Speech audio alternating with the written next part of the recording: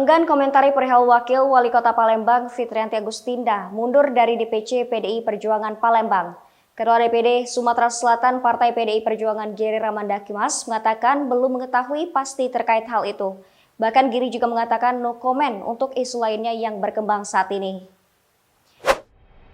Dirinya secara pribadi belum mengetahui surat pengunduran diri Wakil Wali Kota Palembang Fitrianti Agustinda dari DPC PDI Perjuangan. Sebelumnya, Wakil Wali Kota Palembang Fitrianti Agustinda mengeluarkan surat pengunduran diri dari keanggotaan dan bendahara DPC PDI Perjuangan tertanggal 9 Maret 2022 lalu. Alasan mundurnya Fitrianti Agustinda dari DPC PDI Perjuangan tertulis dalam surat pengunduran dirinya karena kesibukannya sebagai Wakil Wali Kota Palembang sehingga harus fokus bekerja di sisa jabatannya. DPC PDI Perjuangan pun terhitung tanggal 30 Maret 2022 telah memutuskan pengunduran diri Fitrianti Agustinda dari keanggotaan dan bendahara partai.